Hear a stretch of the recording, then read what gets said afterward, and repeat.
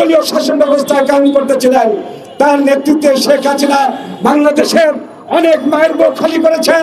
আজকের প্রমাণ হয়েছে গতকালকে জাতিসংঘের একটা রিপোর্ট, জাতিসংঘ সব থেকে তারা রিপোর্ট দিয়েছে সেই 5ই আগস্টের পূর্বে শেখ হাসিনার নেতৃত্বে প্রায় তারা দিয়েছেন 1400-র উপরে নেতা কর্মীকে খুন করা হয়েছে। জাতিসংঘের সেই রিপোর্ট ছিল 5ই আগস্টের পূর্বে। আর আমরা বলতে চাই সেই 15 সাল থেকে বেগম খালেদা জিয়ার নেতৃত্ব যখন আমরা বলেছিলাম এই হাসিনার অধীনে কোনো নির্বাচনে বিএনপি যাবে না, তেমন কেন সেই ধারাবাহিকতার মধ্য দিয়ে বেগম খালেদা জিয়াকে কারাগারে নিয়েছিলেন।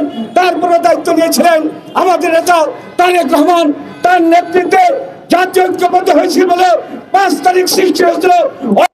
এর মধ্য দিয়ে আমাদের সেই ইলিয়াস আলী থেকে শুরু করে সেই আমাদের প্রায় 2000 নেতা কর্মীকে আয়নাঘর দিয়ে বিভিন্নভাবে হত্যা গুম করেছে। সর্বশেষ আমাদের প্রায় 5ই আগস্টের পর 5ই আগস্টকে সামনে রেখে প্রায় 450 বিএনপি নেতা কর্মীকে খুন করেছে, হত্যা করেছে। আমি সংক্ষেপে বলতে চাই আজকে আমাদের ঐক্যবদ্ধ হতে হবে। আজকে ঐক্যবদ্ধ হওয়ার জন্য এদেশের সবাই যুব সমাজ, ছাত্র সমাজ নয়, এদেশের বুদ্ধিজীবীদের, এদেশের মাতৃভূমিকে তারা ভালোবাসেন, সাংবাদিক সহ সবাইকে ঐক্যবদ্ধ হতে হবে। এই দেশকে ঐক্যবদ্ধ বাঁচাতে হবে। আওয়ামী লীগকে ধ্বংস করতে হবে, আওয়ামী লীগকে নিষিদ্ধ ঘোষণা করতে হবে। এই আওয়ামী লীগ যতবার ক্ষমতায় এসেছে ততবার দেশ বিরোধী কাজ করেছে।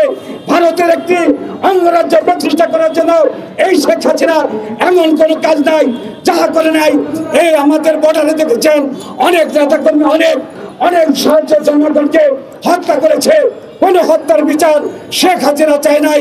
আমরা বারবার বলেছি প্রত্যেকটা হত্যার বিচার বাংলাদেশ জাতীয়তাবাদী চেয়েছে, প্রত্যেকটা হত্যার বিচার তারেক রহমান চেয়েছে। কিন্তু সেই আওয়ামী সরকার যেহেতু কোনো হত্যার বিচার চায় না, এটাই মূল কারণ ছিল আওয়ামী লীগ ভারতের একটি সেবাদার সংগঠন।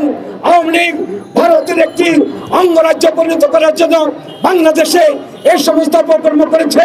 তাই বন্ধুরা আমার, আমরা যেমন ঐক্যবদ্ধভাবে এই জাতিকে উদ্ধার করেছি 5ই আগস্ট, আজকে আমাদের আবার ঐক্যবদ্ধ হতে হবে।